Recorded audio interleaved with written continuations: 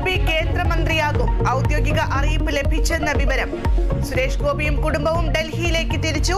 മോദിയുടെ തീരുമാനം അനുസരിക്കുന്നുവെന്ന പ്രതികരണം.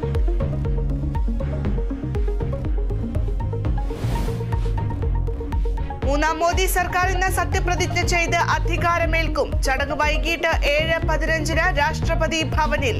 TDPക്കും JDUവിനും 2 വീതം മന്ത്രിസ്ഥാനങ്ങൾ.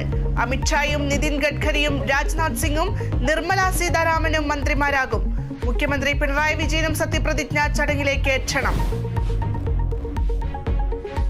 തൃശൂരിലെ കൂട്ടത്തല്ലിൽ KPCC നടപടി. DCC പ്രസിഡന്റ് ജോസ് വള്ളൂരിനും MP വിൻസെന്റിനും രാജിവെക്കാൻ നിർദ്ദേശം. പകരം ചുമതല Palakkad MP VK Sreekandan. KPCC നേതൃസ്ഥാനം മുരളീധരന് നൽകാൻ തയ്യാറെന്ന് ഹൈക്കമാൻഡിനെ അറിയിച്ച് K സുധാകരൻ. കോഴിക്കോട് മുരളീധരനെ പിന്തുണച്ച ഫ്ലക്സ് ബോർഡുകൾ. കോഴിക്കോട് ടൂറിസ്റ്റ് ബസും കാറും കൂട്ടിയിടിച്ച് ഒരു മരണം.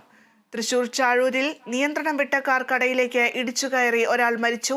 തൃശൂരിൽ KSRTC ബസ് പ്രതിമയിൽ ഇടിച്ചുകയറിയ അപകടം. അങ്കമാലിയിൽ ഓടിക്കൊണ്ടിരുന്ന കാറിന് തീപിടിച്ചു.